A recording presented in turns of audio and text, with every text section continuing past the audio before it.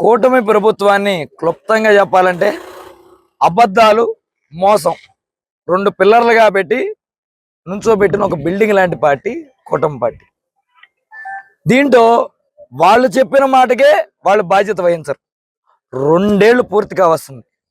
Election ముందల నోటికొచ్చిన అబద్ధాలు, నోటికి ఏ సంఖ్య వస్తే ఆ సంఖ్య అంత డబ్బులు ఇచ్చేస్తామని హామీలు ఇచ్చిన వీళ్ళు ఈరోజు కనీసం దాంట్లో 10% కూడా అమలు చేయకుండా 6 సూపర్గా చేసామని మళ్ళీ సూపర్ 6 సూపర్ హిట్ అనే కార్యక్రమం నిస్సిగ్గుగా కొద్దిగా మనకి ఏదైనా ఒక అబద్ధాన్ని కొంతమంది ఈజీగా ఆడుతూ ఉంటారు. కానీ అబద్ధాన్ని ఆడాలన్నా కూడా కొద్దిగా ఎక్కడో మనకి ఇంత అబద్ధం ఆడితే, ఇంత ఘోరమైన అబద్ధం ఆడితే ఏమన్నా అనుకుంటారేమో అని ఎక్కడో భయం ఉంటుంది. అసలు అబద్ధాలు ఆడతాకే పుట్టామన్నట్టు తెలుగుదేశం నాయకులు ఈరోజు ప్రవర్తిస్తుంటే జనం కూడా చాలా అబ్బురపడతా చూస్తున్నారు. ఏంటిది ఇది, మన చేతికి డబ్బు రాలా, వీళ్ళన్నీ ఇచ్చామన్నారు అంటే వీళ్ళ జేబులోకి వెళ్తే మన చేతిలోకి వచ్చినట్ట అనే భావన జనాల్లోకి వచ్చే విధంగా ప్రవర్తిస్తున్నారు. ఈరోజు అన్నదాత సుఖీభవ అన్నారు. మీరు అన్నదాత సుఖీభవ డబ్బులు పెంచి ఇవ్వక్కర్లా.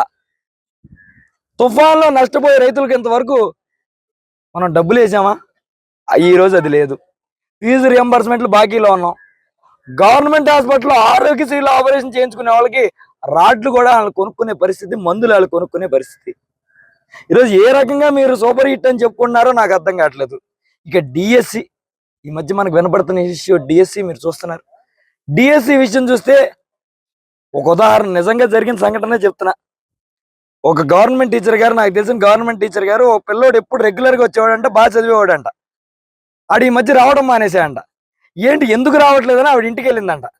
వాళ్ళ నాన్నగారు సీక్రెట్గా తలుపులు వేసి లోపల పేకలతో బిల్డింగ్ కట్టిస్తున్నాయంట. ఎందుకండి ఇది చేస్తున్నారంటే, ఏమండి ఎంత చదివినా ఉద్యోగాలు రావు, మా అబ్బాయి ఈ పేకలతో బ్రిడ్జ్ ఆడుతూ నేర్చుకుంటే ఎప్పటికైనా డిఎస్సిలో ఒక ఉద్యోగం కొడతాడని, చంద్రబాబు గారు ఉన్నంతకాలం ఈ బ్రిడ్జిలతో డిఎస్సీలు కొట్టవచ్చు అనేది నమ్మకం మాకు వచ్చిందండి అని మాట్లాడుతున్నాడు. ఈ రకంగా ఉంది మన పరిపాలన చూస్తుంటే. అదే మీకు ఒకటే చెప్తున్నా, చదువు ఒక్కటే మన స్థాయిని పెంచుద్ది అని అంబేద్కర్ గారు చెప్పారు, పెద్దలు చెప్పుకుంటా వచ్చారు. దాన్ని అపహాస్యం చేస్తూ ఈరోజు మీరు చేస్తున్న పరిపాలనకి చెక్ పెట్టే రోజులు దగ్గరలోనే ఉన్నాయి. ఖచ్చితంగా మీరు అనుభవించే రోజులు దగ్గరగా ఉన్నాయి. ప్రజలు కూడా మెయిన్ ఎలక్షన్ దాకా కల్లా జరగబోయే లోకల్ బాడీ ఎలక్షన్లోనే మీకు బుద్ధి చెప్తారని మీ అందరికీ చెప్తూ 2 ఏళ్ళు పూర్తయిన సందర్భంగా ఈరోజు వాళ్ళు ఏది అమలు చేయని పక్షంలో వాళ్ళకి నిరసన తెలియజేయడం జరిగింది.